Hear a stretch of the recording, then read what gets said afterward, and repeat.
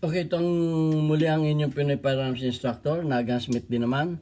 At tayo ngayon ay medyo bumubuti na ang pakiramdam kaya nakakagawa na tayo ng videos at masasagot ko ng inyong mga katanungan.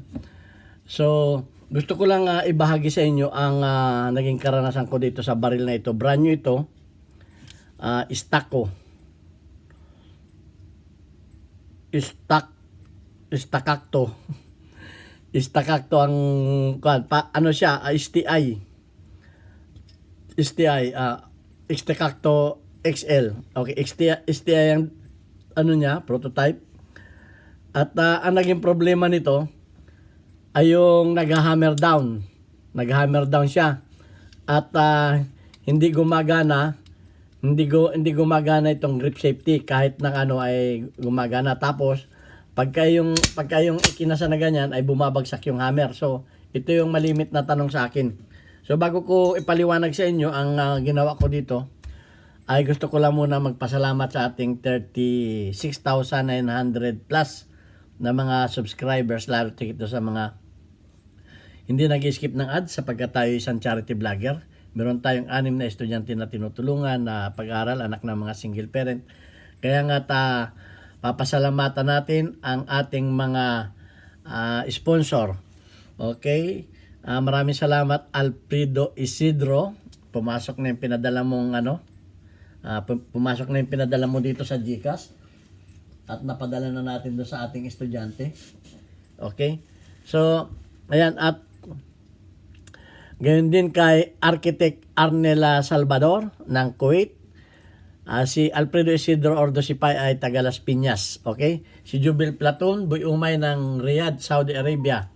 At si Ombet ng Kia Motors Kuwait. Si Anthony Evangelista ng Pasay at merong ayaw magpakilala, tawagin natin sa pangalang Adrian. Okay? So maraming salamat sa inyo pag-paabot ng pagmamahal sa ating mga estudyante at doon pa sa mga gustong tumulong. Hindi natin tinitingnan ang laki ng halaga. Ito po ang ating GCash number at maraming salamat sa inyo. So bakit ito ay bagong-bago, nagtaka ako. Bago daw ito pero ang tingin ko ito pinakailaman. Baring may nagbukas nito. Maaring nagkabit sila ng itong accessories at yun, inireklamo sa akin na nag-hammer down at hindi gumagana itong safety grip. Okay, pagka minsan pag ginanyan mo ay nag-hammer down, minsan naman hindi. Tapos hindi mo pa kinakalabit, pumapalo ng hammer. Ito yung mga tanong na malimit itanong sa atin. So, gusto ko lang ipaalam sa inyo na kung kayo ay magtatanggal nitong housing ng mainspring, iingatan ninyo ito. Iingatan ninyo ito sapagkat itong fork spring o ang tawag dito ay lip spring, ito ang puso ng 1911. Pag kayo ay nagkamali ng kabit nito, ay hindi ninyo mapapatino ang inyong baril. So ang nangyari dito, itong panggitna na ito yung tumutulak sa sear. Ito lagi kong pinapaliwanag, itong panggitna na to.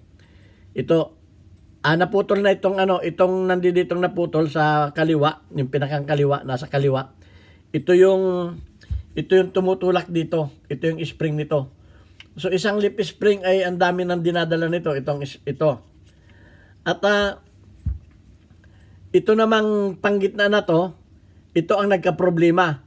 Sa halip na nasa ibabaw siya ng sear, pumasok siya sa ilalim. So yung sear niya andito. At saka yung disconnector niya, sorry. Yung disconnector niya andi dito. Andi dito sa labas. Ang tama niyan ay yung disconnector ay nasa loob. Kung halimbawa, kung ito ang disconnector, kung halimbawa ito yung disconnector niya, ito ay nasa labas at tinutulak nito yung disconnector. Ang disconnector ay ito. Papakita ko lang sa inyo ang disconnector Ito yung dulo ng disconnector ito. Itong pinakang ano to, plunger na to, ito. Yung dulo niyan ay tinutulak nito. So, pagka ito ay pumasok sa loob at yung disconnector niya ay nasa labas, hindi po gagana ang SIR. Hindi maggagana ang SIR. So yan, yung mga nag-hammer down. At kung ito man ay nasa labas man ito.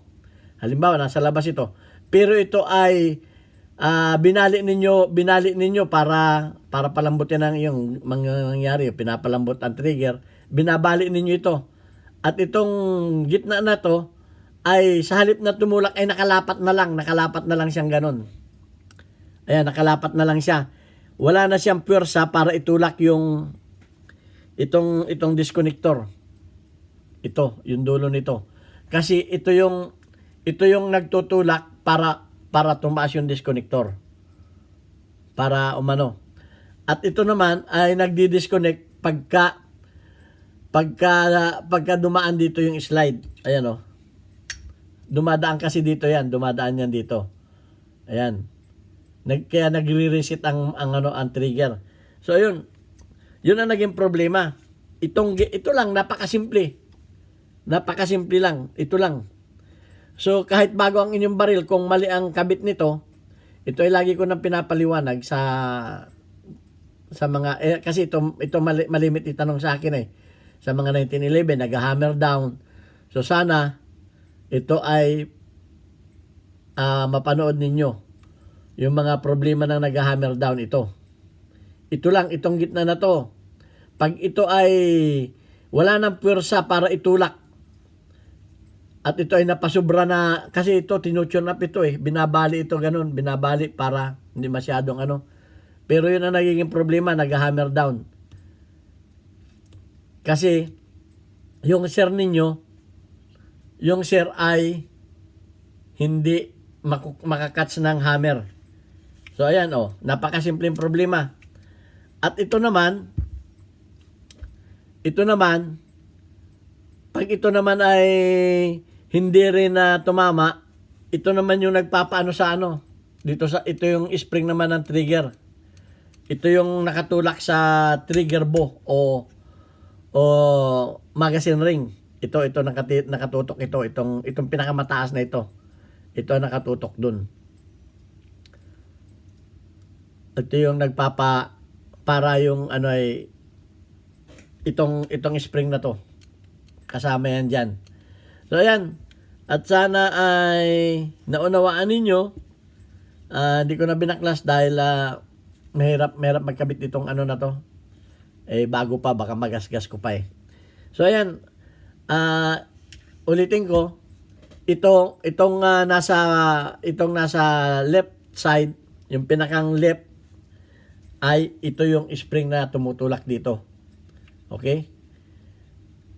At ito naman, ito yung sa disconnector. Ito yung sa disconnector. At sa SIR, ito. Magkasama na yan. At ito naman, dito sa trigger bow. Okay? So yan, sana may natutunan kayo dito sa sinamantala ko lang yung mga kasi malimit itanong sa atin yun may dumating na 1911. So ayan. At ito namang problema nito. Ito pagka mahirap tanggalin, ito sumasabit ito, kuminsan kinakailangang ibaba ninyo ito. Okay? So ayun lang ang gusto kong iparating sa ating mga subscribers na nagkakaproblema sa 1911 na baril. Ayan.